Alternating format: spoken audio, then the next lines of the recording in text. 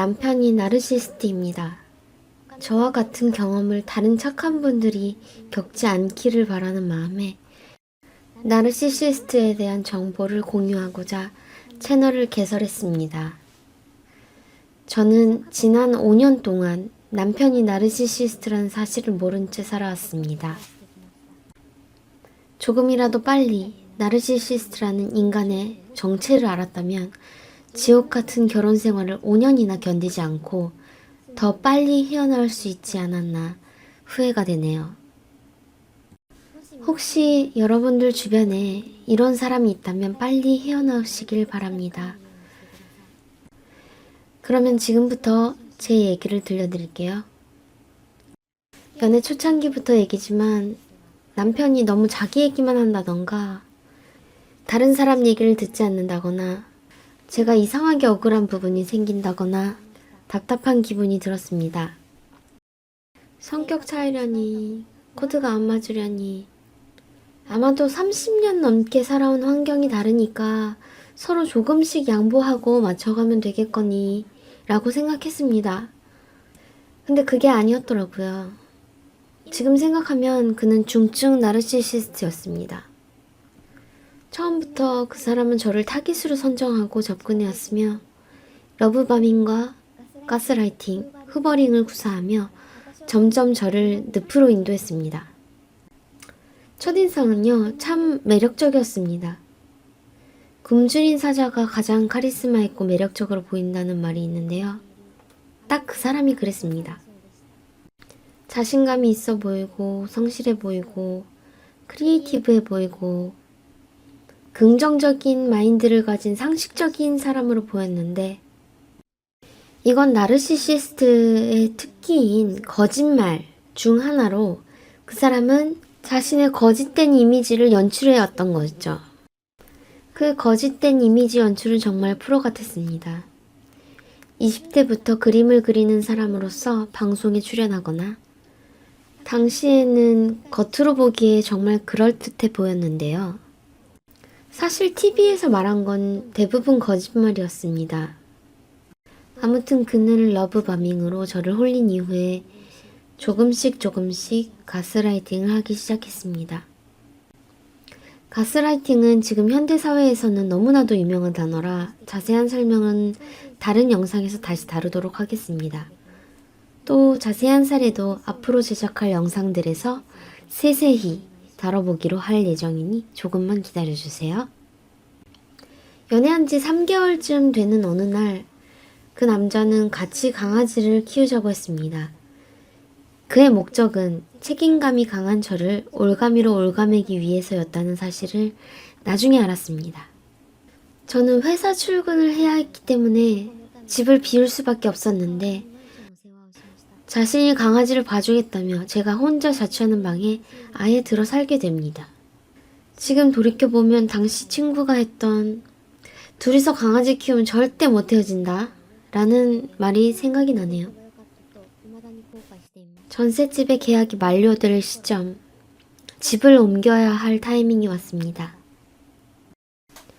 물론 딸 혼자 사는 집에 들어와 사는 남자친구가 조금 못마땅했던 부모님은 결혼할 게 아니면 굳이 네가 또 혼자 살 집을 구해야 하느냐, 이참에 결혼하거나 헤어지는 게 어떻냐고 했기에 그래도 헤어질 정도는 아니라는 생각에 결혼을 고민하게 됩니다. 사실 저는 연애 기간 동안 이미 충분히 그의 자격지심과 피해의식, 그리고 이상하리만치 자기중심적인 언행들, 그 밖에 여러 비상식적인 부분을 감지하고는 있었지만 가끔씩 뿜어내는 러브바밍과 강아지와 헤어지고 싶지 않은 마음에 마음을 굳히게 됩니다. 결혼 얘기가 나올 그때쯤 그가 그림을 그리는 자유로운 직업이었기 때문에 해외에서 나가서 살자는 그의 제안을 진지하게 생각하게 되었습니다. 그리고 제가 학창시절을 일본에서 보냈고 번역 일을 하던 회사와 협의가 성사돼서 비자를 마련할 수 있게 되어 결혼하면 바로 일본으로 떠나기로 했죠. 그래서 저희는 그렇게 2017년 봄 한국에서 결혼한 이후에 일본에서 신혼생활을 하게 됩니다. 그때부터가 바로 지옥의 시작이었습니다. 매일 같은 음주에 물건을 집어 던지거나 벽을 부수는 등의 폭력, 그뿐만 아니라 별거 아닌 단어에 갑자기 분노하거나 하나하나 꼬투리를 잡아서 폭언을 퍼붓고 극단적인 흑백 논리로 혹여나 반대되는 의견을 제시하면 새벽까지 잠을 못 잘 정도로 얼마나 제가 우둔한지 이야기를 들어야 했죠. 그리고 기억을 왜곡해서 자신이 공격하고 싶을 때 그 기억을 끄집어낸다던가 내 어머니와 가족을 비난하거나 이 모든 것을 저의 탓으로 돌리는 등의 가스라이팅의 매일매일이었습니다. 왜 5년이나 참았을까? 연애기간 합치면 7년. 저의 안타까운 청춘이 이렇게 날아간 것을 생각하면 정말 억울하고 분통 터지는 기간이었지만 다행히도 지금은 피신 나온 이후에 1년째 강아지와 함께 지내고 있습니다. 웃기게도 일본에서 이혼 소송 중인 상태고요. 다른 영상에서 일본에서 한국인 부부가 이혼하는 과정도 다룰 예정이니 많은 관심 부탁드립니다.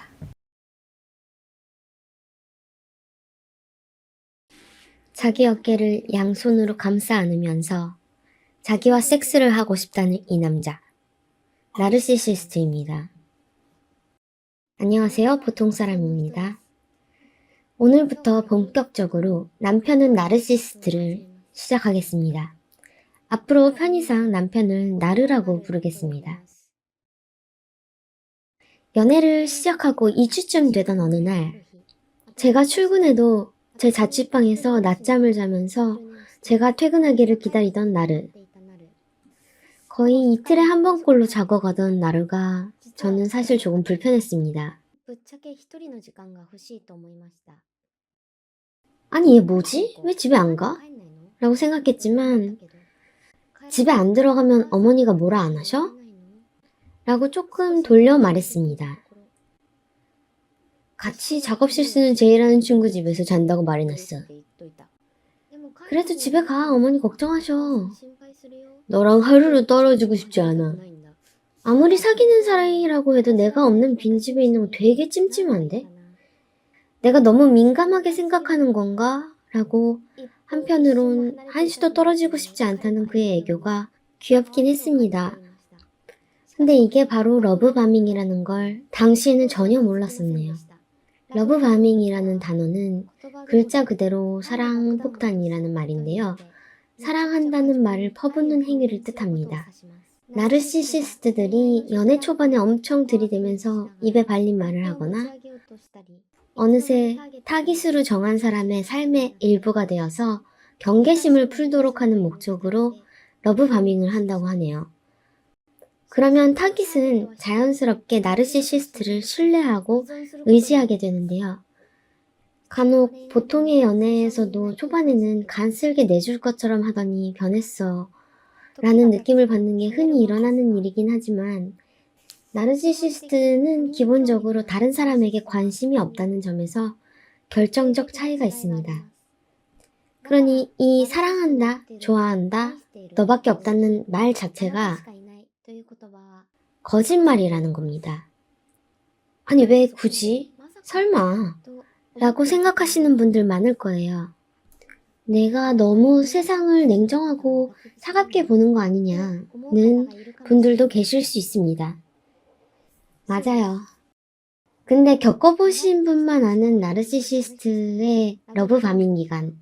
이걸 미경험자분께 어떻게 설명해 드려야 할지 고민을 많이 했습니다. 다만 제 경험이 모든 분들께 해당되지 않는다는 점 주의 부탁드립니다. 나르시시스트의 러브바밍 순서는요. 첫 번째, 사랑한다, 좋아한다, 너밖에 없다는 등의 빈도수가 지나치게 과합니다. 두 번째, 어느 날 갑자기 연락이 안 되는 시기가 2, 3일 정도 찾아옵니다. 사귀는 사이에서요. 사고 나거나 아프지 않으면 사귀는 사이에서 보통 사람들은 적어도 2, 3일 이내에 연락을 하는 게 당연하죠. 상대가 걱정할 것을 아니까. 나르시시스트는 이 방식을 초반에 한번 적용합니다. 이후 상대방이 안 달라할 것을 아니까. 세 번째, 아무 일 없었다는 듯 처음과 같이 엄청 입에 발린 말을 합니다.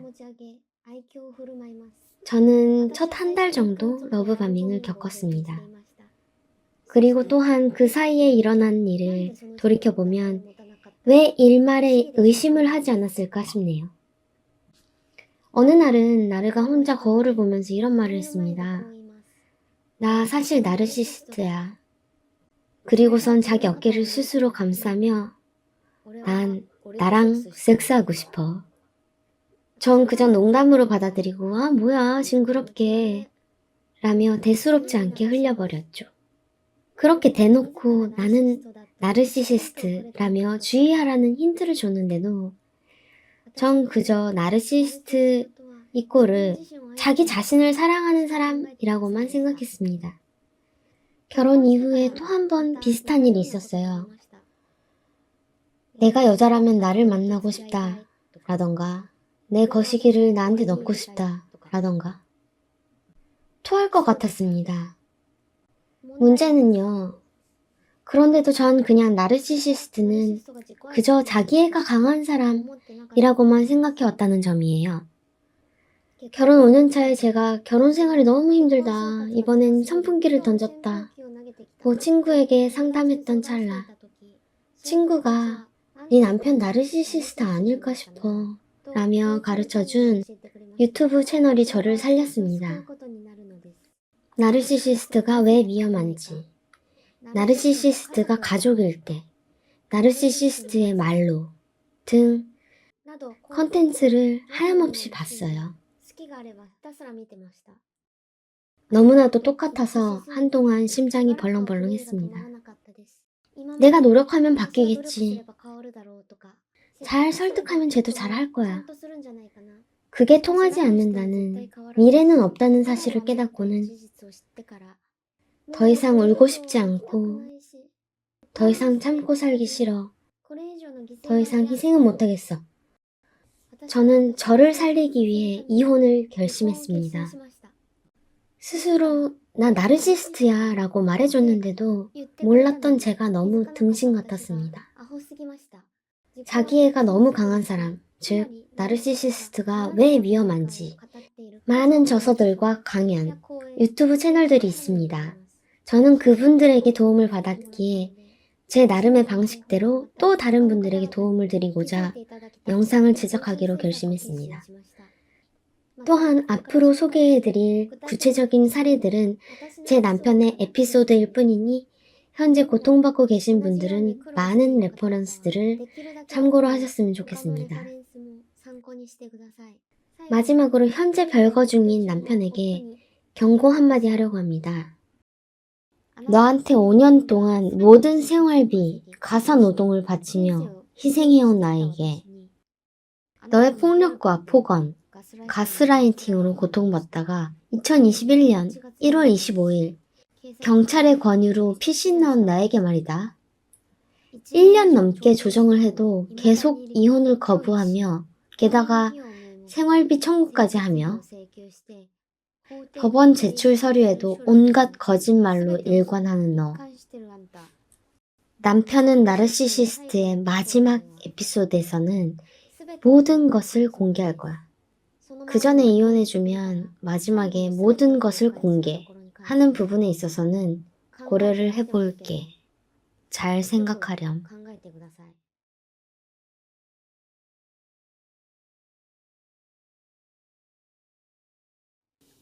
나르는요, 난 긁지 않은 복권이야. 라는 말을 입에 달고 살았습니다. 이상과 현실 사이의 갭을 나르시시스트는 인지하지 못합니다. 마치 자신이 금방이라도 큰 명예와 부를 얻은 것 같은 발언을 하지요. 내가 유명해지면 우리 노후는 문제없어. 이 말은 지금 당장은 너가 우리 생활비를 책임지고 있지만 내가 나중에 유명해지면 돈을 많이 벌게 될 테니 지금 너가 돈 버는 건 당연한 거야 라는 식으로 정당화하기 위함이죠. 내가 유명해지면 네가 나에 대해 안 좋은 얘기한 게 나중에 터져. 라는 말도 자주 했는데요. 예를 들어 부부 동반 모임에서 그냥 농담으로 친구에게 사실 밤낮 없이 힘들긴 해요. 우리 남편은 야행성이라서 늦게 일어나니까 내가 못 참고 오전에 가사일을 다 해버리는 편이거든요. 라고 얘기를 했다고 쳐요. 그걸 옆에서 듣고 있던 나르는 제 옆구리를 찌릅니다. 그리고 집으로 돌아가는 길까지는 괜찮다가도 집 문을 여는 순간 낯빛이 바뀝니다. 그리고선 담아두었던 말들을 소리소리 지르며 퍼붓습니다. 내 친구한테 쓸데없는 얘기를 왜 해? 내가 가사일을 언제 안 했어? 내가 매일같이 성실하게 하는 침대 정리는 가사일이 아니야? 진짜 가사일을 하나도 하지 말아버릴까? 확 그래버릴까? 내일부터는 손끝 하나 움직이지 말아볼까? 한참을 폭발한 뒤에 어떻게든 흥분을 가라앉히기 위해 제가 미안하다고 몇 번이고 사과하면 한 번 뱉은 말은 되돌릴 수 없는 거야. 내가 유명해지면 네가 나에 대해 안 좋게 얘기한 게 나중에 터져. 사람들은 남의 불행을 안주 삼아 도파민이 분출하지. 우리가 그 안주가 되는 거야. 넌 나에게 상처되는 말을 굳이 친구들한테 했어. 이건 절대 지울 수 없는 일이야. 한 문장 한 문장은 맞는 말처럼 느껴집니다. 근데 뭐 이렇게까지 뭐라고 하나 억울한 기분이 들었습니다. 이게 이렇게나 죽을 죄를 지은 사람처럼 취급당할 일일까? 다음날 네가 나를 가사일을 전혀 안 하는 사람 취급했으니 이제부터 난 손끝 하나 안 움직일 거야. 라는 말로 자신이 가사일을 하지 않더라도 괜찮다는 마냥 정당화시킵니다. 이게 바로 나르시시스트의 자기 합리화 방법입니다. 이에 대해 불만을 토로하면 또 다른 싸움이 되고 전 결국 또 굴복할 수밖에 없는 상황이 만들어집니다.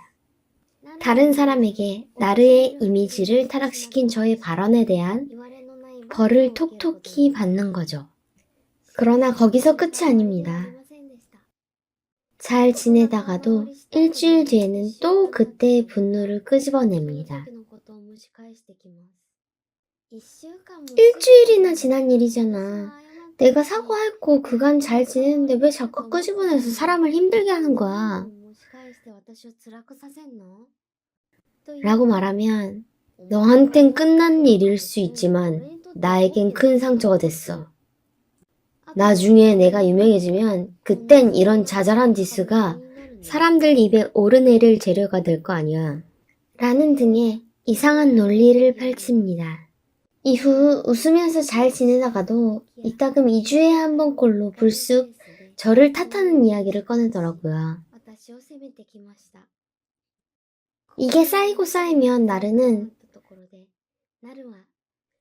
지난번에 그랬던 거 또 화가 나네 라고 공격하고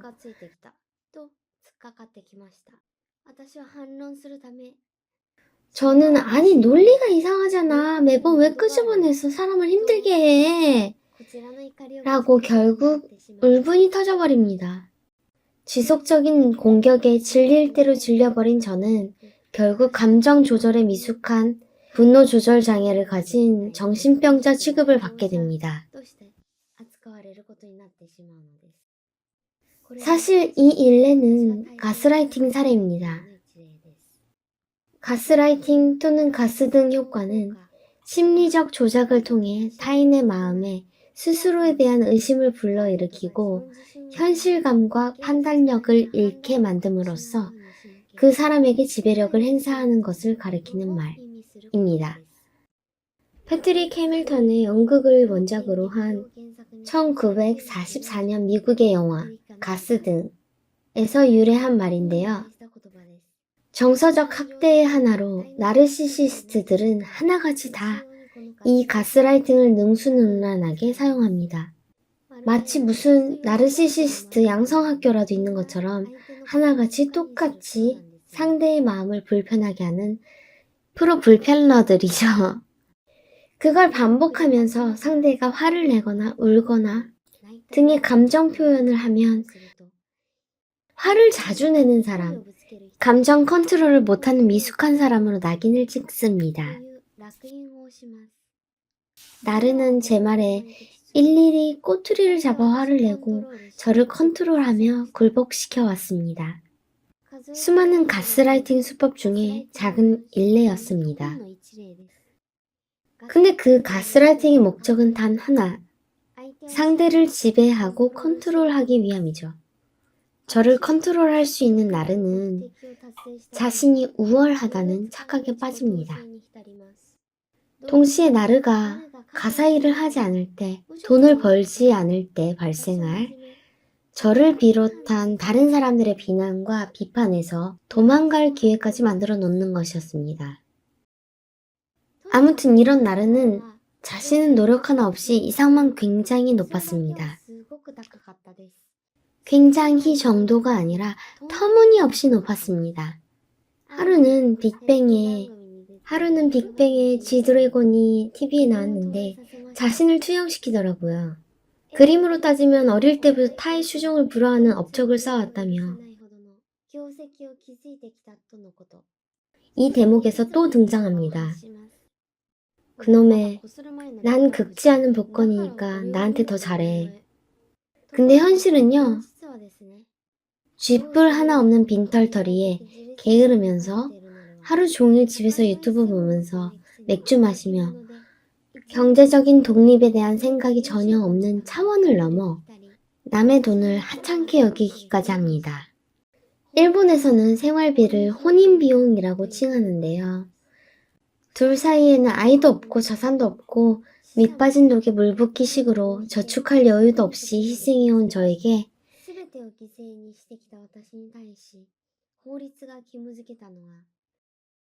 저 혼자만 돈을 벌어왔다며 계속 가해자인 나르에게 혼인비용을 주라고 하네요.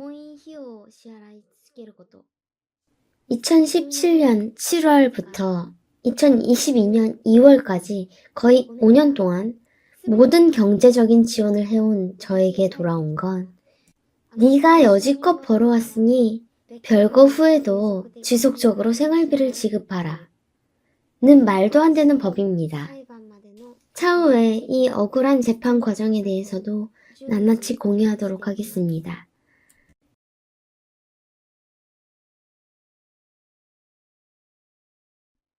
안녕하세요. 보통사람입니다. 지난 시간 긁지 않은 복권 편에서 2017년 7월부터 2022년 2월까지 5년 동안 모든 경제적인 지원을 해온 저에게 돌아온 건 너가 여태껏 벌어왔으니 별거 후에도 지속적으로 생활비를 지급하라는 혼인비용이라는 법을 잠깐 언급했었는데요. 이는 부부가 별것이 수입이 많은 배우자가 적은 상대 배우자에게 생활비를 지급하는 법입니다. 주로 혼인비용과 양육비는 별개로서 혼인비용은 아이가 없어도 상대적으로 경제력이 떨어지는 배우자를 부양하도록 하는 것이죠. 그나저나 보통은 경력 단절 여성이 아이를 양육하며 배우자가 부정행위를 하여 집을 나간 경우 등 상대적 약자의 생활을 보장하기 위한 법이지만 저의 경우는 상대가 악질 나르시시스트이다 보니 법이 악용되는 사례로 꼽을 수 있겠네요.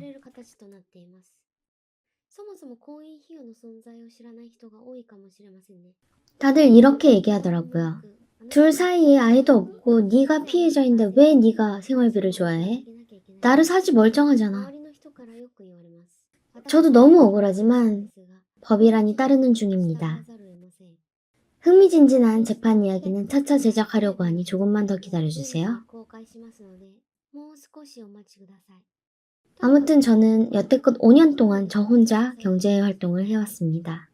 나르의 불성실한 태도에 가끔 경제활동을 하지 않을 거면 그림을 성실하게 그려줬으면 좋겠다 라든가 술을 너무 많이 마시니 조금 절약할 겸 술도 자제했으면 좋겠다 라든가 제 쪽에서는 옳은 방향이라고 생각하는 의견을 제시해 왔었습니다. 그런데 나르의 진절머리 나는 과격한 리액션 때문에 더 이상 나르에게 돈 얘기를 꺼낼 수 없게 되어버리더라고요. 오늘은 이렇게 돈 얘기를 꺼낼 수 없게 된 계기, 몇 가지 에피소드를 소개하려고 합니다. 솔직히 나르의 본업은 그림을 그리는 것이기 때문에 저는 나르가 그림을 성실히 그리면 그게 우리 자산이 된다고 생각해 왔는데요. 결혼 후 첫 2년 중 6개월 정도 나르는 하루에 2~3시간 정도 그림을 그리긴 했습니다. 그 이후로 나르는 일본어 학교에 다닌다며 그림 작업은 거의 하지 않고 빠지기 일쑤였지만 겨우겨우 일본어 학교에 다니며 피곤하다고 가사일도 하지 않으며 음주와 유튜브 시청 등으로 불성실하고 나태한 생활을 해왔습니다. 참, 한국에서부터 나르가 하던 일이 있었습니다. 게임 아이템을 판매하던 일이었습니다. 5년 동안의 유일한 수입이기도 한 나르의 게임 아이템 판매 금액 1,000만 원이 모였을 때쯤 나 대단하지? 1,000만 원 모았어. 내 한국 계좌에 있으니까 너 1,000만 원, 나 1,000만 원 엔화로 바꿔가지고 오자. 나르야 무슨 소리야. 나 매달 월급 30만 엔과 매년 보너스 200만 엔을 우리 가정에 공헌하는데 나르가 생활비 보탤 때는 내가 똑같이 보태야 되는 거야? 넌 우리 생활비에 쓰는 게 아까워? 난 안 아까운데. 난 내가 버는 족족 우리 생활비에 녹이고 싶거든. 아니 그런 게 아니라 됐어. 안 가져오면 되잖아. 아 제발 화 좀 내지 마. 사실 나 이제 한국 계좌에 돈 없어. 짬내서 아이템 판매한 돈 가져온다는데 너가 이렇게 나오니까 내가 굳이 가져와야 될 이유를 모르겠다. 알았어. 긁어 모으면 1,000만 원 될 것 같으니 다음에 둘 중 하나가 한국 들어갈 때 갖고 오자. 결국 하도 억울한 나머지 나르의 말에 딴지를 건 제가 말실수를 한 상황이 되었습니다. 방금 대화만 보면 제가 싸움을 시작한 것처럼 보이죠? 근데 제가 버는 돈은 당연하고 나르가 5년 동안 1,000만 원을 기여하겠다는데 홀로 기여하는 것이 아니라 제 돈 1,000만 원을 추가로 한국 계좌에서 가져와야 되는 상황이 당초에 납득이 가질 않았습니다. 가치관의 차이일 수는 있지만 제가 가정에 2억 5천만 원을 기여하는 동안 나르는 1,000만 원을 기여한 셈이라고 하면 이해하실 수 있을 것 같네요. 다시 말씀드리지만 저희는 아이는 없고 강아지 2마리를 키우는 가정이었습니다. 나르는 이런 말들을 자주 했습니다. 부부는 한쪽이 경제활동을 못할 때 도와야 하는 거다. 맞는 말이죠. 그림을 구상하는 게 쉬운 줄 아느냐. 또한 맞는 말이죠. 회사는 가서 앉아만 있어도 월급이 나오잖아. 아니, 일부 그렇긴 해도 회사 일을 해본 적이 없는 사람이 할 말은 아닌 것 같은데. 새벽부터 회사 출근하는 사람들 뭘 그리 아등바등 살아보겠다고. 불쌍하다 불쌍해. 아니 회사 다니는 와이프를 앞에 두고 할 소린가? 쟤네들은 그림을 못 그리니까 강사일이나 알바하고 있는 거야. 생계를 위해서 미술 강사하는 사람들을 비하하다니. 그나저나 나르 너 자신은 어떤데? 나르는 10시 반쯤 일어나서 침구 정리는 하고 유튜브 보다가 밥 먹고 유튜브 보다가 맥주 마시고 저녁에 제가 집에 돌아갈 때쯤 되면 밖에서 만나자고 하고 이자카야에서 맥주를 마시는 게 나르의 일과였습니다. 매일같이 너무나도 나태한 시간을 보내길래 그림 그리지 않을 거면 일본어 공부를 조금 해서 써먹을 겸 알바라도 하는 게 어때? 일주일에 이틀 정도? 하루 4시간이라도. 너 술 좋아하니까 바 같은 데서. 근데 내가 알바를 하면 너무 즐거워져서 그림 아예 안 그리게 될 것 같은데. 내가 다시 그림 안 그려도 상관없다는 뜻인가? 그럼 안 그려버린다? 아, 아니야. 내가 또 잘못 말했네? 그럼 우리 좀 절약이라도 좀 하자. 술 좀 줄이고. 돈이 부족해? 카드 명세서 가져와봐. 내가 쓰는 건 거의 없는데. 거의 네가 쓰거나 같이 쓰잖아. 우리 술값이 은근히 많이 들어가는데. 내가 술을 얼마나 먹는다고. 3캔이면 겨우 600엔이야. 정확히 계산해보자. 명세서 좀 가져와봐. 밖에서 한 번 먹고 마시는데 6,000엔은 거뜬히 들어. 매일같이 이자카야를 가면 그 비용 만만치 않아. 그리고 명세서 일본어로 돼 있는데 나더러 한국어로 일일이 번역하라고. 다음날 출근하는 날인데 또 기빨리는 다툼이 시작됩니다. 이날은 1년치 카드 명세서를 일일이 한국어로 번역하여 보냈습니다. 나르는 제가 앞으로는 돈 얘기를 꺼낼 수 없도록 철저히 저에게 피곤함을 느끼게 하고 집요하다는 게 뭔지 제대로 보여주었죠. 지난 시간에 나르에게 돈 얘기를 꺼내면 어떻게 되는지 실제 사진을 공개한다고 했었죠. 자, 이제 공개하겠습니다. 2018년의 일인데요. 제가 앞의 상황처럼 우리 가족의 소비 및 돈 얘기를 꺼낸 것이 계기가 되어 벌어진 일입니다. 나르는 총 8곳의 벽에 큼지막하게 제 이름 김보통이 산 집, 김보통의 돈이라는 글씨를 매직으로 집안의 벽이란 벽에 죄다 낙서했습니다. 그래피티 태거였던 전력이 있는 나르가 좀 멋있게 써줬으면 좋았으련만. 아무튼 이때의 충격은 여간 큰 게 아니었습니다.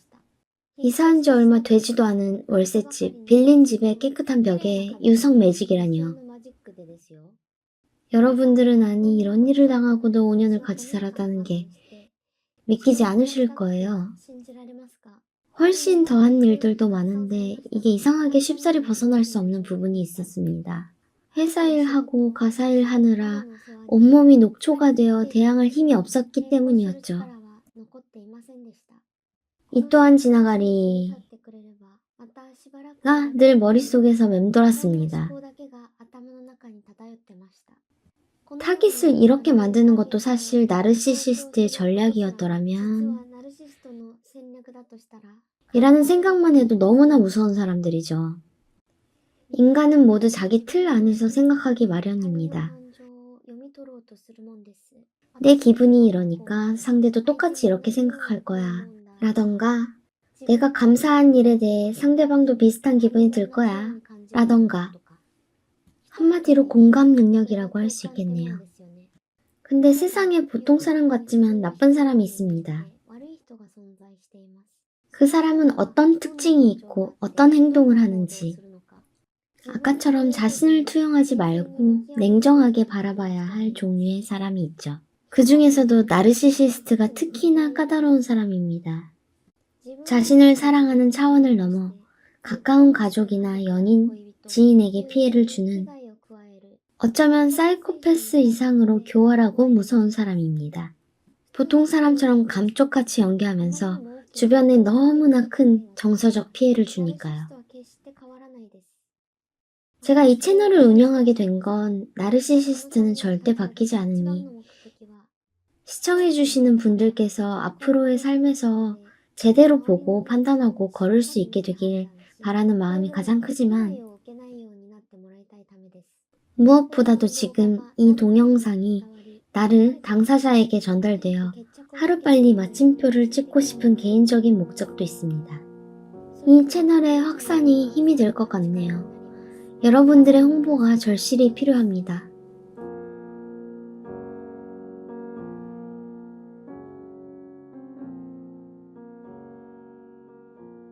안녕하세요, 보통사람입니다. 오늘은 나르의 퍼포먼스를 모아봤어요. 지난 시간에 나르가 맥주를 자기 머리에 퍼붓는 영상을 잠깐 공개했었는데요. 나르는 그 밖에 다양한 자해와 기괴한 퍼포먼스를 행해왔습니다. 일단 공개하겠습니다. 일본에 온 지 반년 정도 됐을 즈음 그나저나 그림은 언제부터 그릴 거야? 라고 궁금해서 물어본 말에 왜 그리 재촉하냐며 한국에서 가져온 작업 도중의 그림을 나르는 커터칼로 갈기갈기 찢었습니다. 꽐라가 돼서 옷을 다 벗고 길바닥에 누워서 소변을 본 나르는 여갑바 사장님이 옷을 입혀서 집까지 바래다 준 일이 있습니다.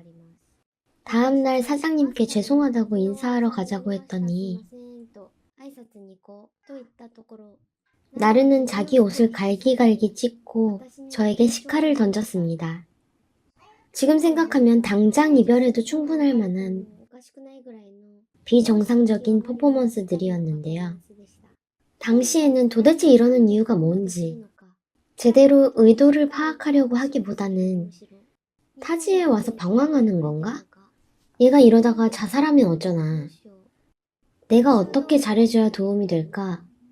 우울증에 걸렸나? 그래도 가족이니까 보살펴야겠지.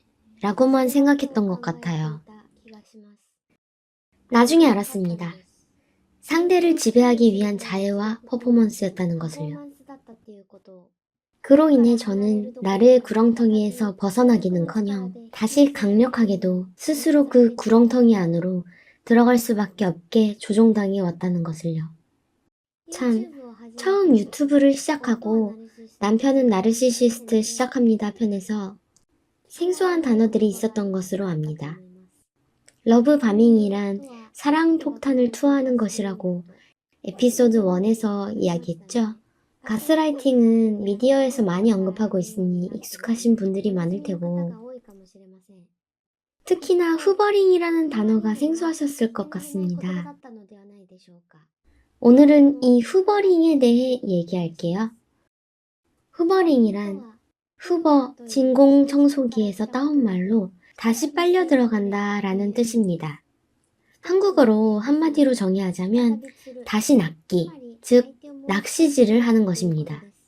예전에는 흔히 밀고 당기기에 밀당이라는 단어를 써왔는데 후버링은 그중 당기기에 해당하는 기술을 말합니다. 그냥 문득 네 생각나서 연락했어. 톡 잘못 보냈네. 어떻게 잘 지내니? 길을 걷다가 너와 같이 이어폰 끼고 듣던 음악이 나오네. 자니? 나 힘들게 해놓고 헤어진 뒤 시간이 지난 후에 이런 방법으로 다시 연락해오는 사람 한 명쯤 있지 않았나요? 사실 후버링과 그리워서 하는 연락은 얼핏 비슷한 수법처럼 느껴집니다. 실제로 다시 한번 만나본 이유가 아니면 구별이 힘든 부분도 있죠. 다시 낚시질을 꾀하는 나르시시스트들은 일부러 이 방법을 사용한다고 해요. 더 강력한 자극으로, 더 강력한 동정 유발 연극으로 상대를 확실히 올가매기 위해서죠. 자신이 무슨 행위를 해도 괜찮을 때까지, 상대가 익숙해지기까지 반복합니다.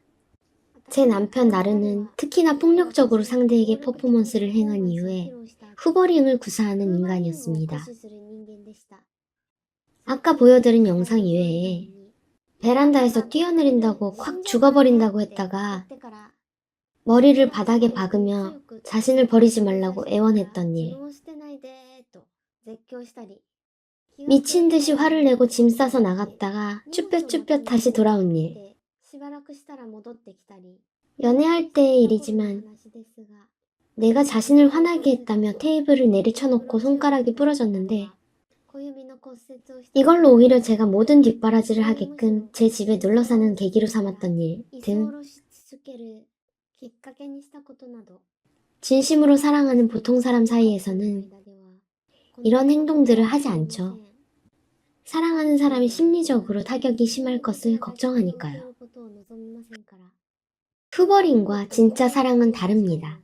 후버링은 상대가 자신의 관계망으로 끈끈하게 다시 들어오도록 동정을 유발하거나 정서적인 감정을 자극하는 기술에 지나지 않습니다.